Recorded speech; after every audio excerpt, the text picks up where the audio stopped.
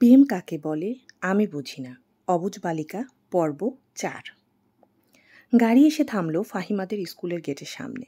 রায়হান নেমে এসে ফাহিমার দিকের দরজা খুলে দেয়। নীলাও তার দিকের দরজা খুলে নামে। তারপর রাফসান নামে। চারজন একসাথে মিলে চলে যায় স্কুলের ভেতরে। রায়হান রাফসানকে বলে, তাড়াতাড়ি ভর্তির কাজ শেষ করে সবাই মিলে রেস্টুরেন্টে যাব। রাফসান কোনো কথাই বলল না। ওরা সবাই স্যারের রুমে ঢুকে স্যারের সঙ্গে কথা বলছে। স্যার অনেক খুশি। অন্য স্যারদের ডেকে বলে, আমার সবচেয়ে প্রিয় ছাত্র এখন ডাক্তার। তারপর স্যার রাফসানকে বলে তার নাকি কয়েকদিন ধরে কি সমস্যা হচ্ছে। রাফসান সব কথা শুনে ওষুধ লিখে দেয়। তারপর নীলার ভর্তি শেষ করে বাইরে চলে আসে। রাফসান খুব ভালো ছাত্র ছিল, তাই তাকে স্যাররা এত ভালোবাসে, এত দাম দেয়। নীলা আরও একটি জিনিস বুঝেছে, রাফসান খুব ভালো মানুষ ও ভালো একজন ডাক্তার। তারপর ওরা একটি রেস্টুরেন্টে এসে বসে। ফাহিমা রায়হানের সঙ্গে তার স্কুলে এসে নীলাকে ভর্তি করবে, এটা ওর মা, ফরহাদ সবাই জানে।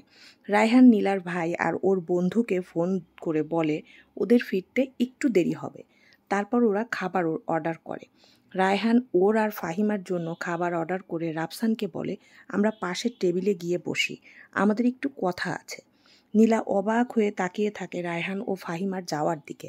রাফসান বলে, ছোট্ট মাথায় জোর দেওয়ার দরকার নেই, ওরা দুজন দুজনকে ভালোবাসে। নীলা শুকনো মুখে কাশি উঠে যায়। ওকে পানি এগিয়ে দেয় রাফসান, বলে, ঠিক আছো? কিভাবে খাবে? নীলা বলে, আপনি যা খাবেন তাই খাবো। রাফসান নীলাকে বলে, তুমি অর্ডার করো। নীলা মেনু কার্ড হাতে নিয়ে চুপ হয়ে বসে থাকে। রাফসান বলে, তুমি ঠিক আছো? নীলা চোখ ভর্তি পানি নিয়ে বলে, জানেন কতদিন পর আজ রেস্টুরেন্টে এলাম। আমার ছোট ভাই, বাবা, মা ওরা প্রায় রেস্টুরেন্টে খাবার খেতে আসে। আমার মা আমাকে কখনো সাথে নিয়ে আসে না।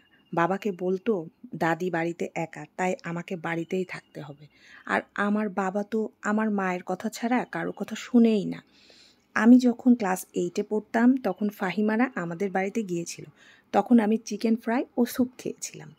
রাফসান বলে, তারপর আর কখনো খাওনি? কি যে বলেন ভাইয়া, মা তো আমাকে ভাতের সাথে মাছই খেতে দিত না। কিন্তু বাবা অনেক বাজার করে, বড় বড় মাছ, মুরগি, গরুর গোস্ত, খাসির গোস্ত আনে। মা শুধু আমাকে আলু আর ঝোল দিয়ে ভাত দিত আর বলতো সব গোস্ত নাকি শেষ হয়ে গেছে। আচ্ছা ভাইয়া, আমি কি খুব খারাপ? আমার মা আমাকে এত অত্যাচার করে কেন? বলতে বলতে কেঁদে দেয় নীলা। রাফসান তার 2 হাত বাড়িয়ে নীলার হাত ধরে, তারপর টিস্যু দিয়ে বলে, চোখের পানি মুছো। নীলা রাফসানের হাত থেকে টিস্যু এগিয়ে নেয়। তাড়াতাড়ি টিস্যুটা নিয়ে চোখের পানি মোছে। তারপর নীলা বলে ওঠে, এই যা, কাজল তো নষ্ট হয়ে যাবে। নীলার কথায় রাফসান অবাক হয়ে নীলাকে জিজ্ঞাসা করে, মানে? নীলা বলে, আরে কতদিন পর কাজল দিয়ে দিল ফাহিমা, আর আমার তো কোনো সাজার জিনিস নেই, তাই সাজতে পারি না। মাঝে মাঝে ইতি আপা সাজিয়ে দিত, কিন্তু মা বকাবকি করতো, তাই ভয় করে ইতি আপুর কাছেও সাজি না। আমি তো বোরকা পরি, হেজাব পরি, তাই চোখে কাজল দিতে আমার ভালো লাগে। রাফসান বলে, তাহলে কাজল কিনে পড়ো না কেন? নীলা বলে, আগে মায়ের কাছ থেকে সাজার জিনিস চাইতাম, কিন্তু মা যেদিন বলল সাজুগুজু করে পর পুরুষকে ফাঁসানোর চেষ্টা করব নাকি আমি, সেদিন থেকে আর কিছুই চাই না। বলতে বলতে নীলার চোখ দিয়ে পানি পড়তে লাগলো। নীলা বলল, যা, কাজল সব ধুয়ে গেছে। আচ্ছা ভাইয়া, চোখের পানি পড়ার কোনো ওষুধ নেই আপনার কাছে? তাহলে ওই ওষুধ খেয়ে চোখের পানি পড়াটা একটু বন্ধ করতাম। রাফসানের প্রচুর কষ্ট হয় নীলার কথাগুলো শুনে। রাফসানের চোখ থেকেও পানি পড়ে। নীলা বলে, আরে আরে ভাইয়া, আপনি কাঁদছেন কেন? রাফসান বলে, চোখের পানি বন্ধের ওষুধ সত্যি কিনতে হবে। রাফসানের কথায় নীলা শব্দ করে হেসে দেয়। নীলার হাসি দেখে মুগ্ধ চোখে তাকিয়ে থাকে রাফসান। তার মোবাইলটা নীলার কাছে দিয়ে বলে, চোখের পানি মোছো। ফোনের ক্যামেরা দেখে নীলা ধীরে ধীরে চোখের পানি মুছে নিল। আর রাফসান ওয়েটারকে ডাক দিল অর্ডার নিতে। ওয়েটার অর্ডার নেওয়ার সময় আর চোখে বারবার নীলার দিকে তাকাচ্ছিল। রাফসানের যেন রাগ হলো। সে অনেক জোরে ওয়েটারকে ধমকে বলে, তাড়াতাড়ি খাবার দিয়ে যেতে। রাফসানের ধমক শুনে নীলা রাফসানের দিকে তাকিয়ে জিজ্ঞেস করে, কি হয়েছে? রাফসান নীলাকে বলে, তুমি না বললে তুমি বোরকা পরো, হিজাব পরো, তাহলে আজ বোরকা হেজাব পরোনি কেন? নীলা লজ্জায় মাথা নত করে আস্তে আস্তে বলে, মানে আমার তো একটি মাত্র বোরখা, তাও আবার পুরনো, তাই ফাহিমা আমাকে ওইটা পরতে দেয়নি। ও ওর নতুন জামা আমাকে পরতে দিয়েছে। আর ফুপু বলেছে ফারহান ভাই আমাকে নতুন হিজাব বোরকা কিনে দিবে, যা পরে আমি আর ফাহিমা একসঙ্গে কোচিংয়ে যাব। আবারও রাফসানের মন খারাপ হয়। এত সুন্দর পরীর মতো দেখতে মেয়েটির এত কষ্ট। রাফসান নীলাকে বলে, নীলা তোমাকে একটা কথা জিজ্ঞেস করি। নীলা বলে, হ্যাঁ বলেন।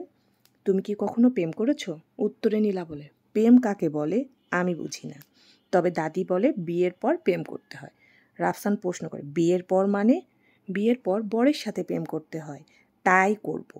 আর আমাকে তো লেখাপড়া করে নিজের পায়ে দাঁড়াতে হবে, তাই আমি ওসবের মধ্যে নেই। তারপর ওদের খাবার চলে আসে।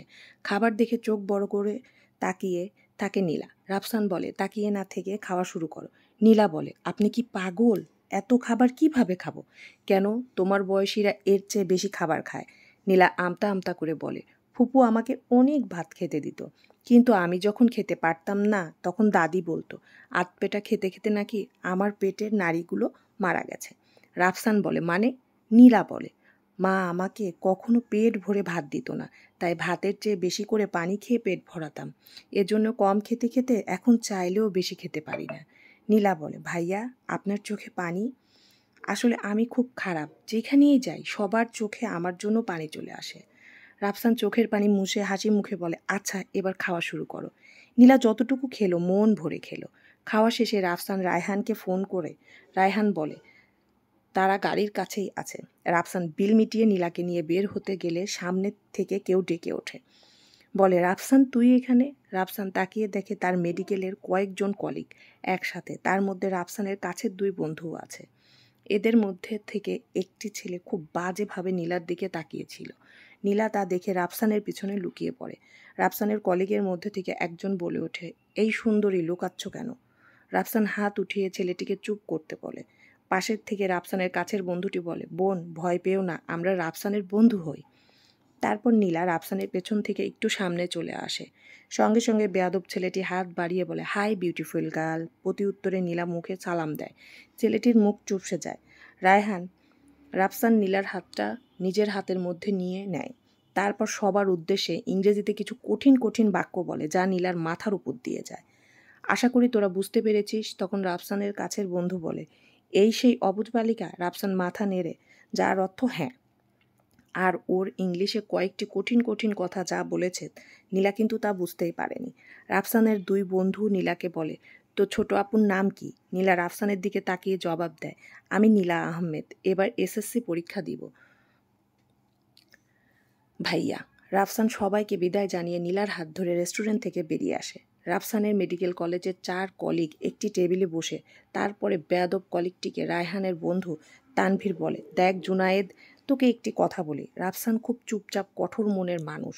আজ পর্যন্ত কখনো সে প্রেম করেনি, কোনো মেয়েকে বাজে নজরে দেখেনি।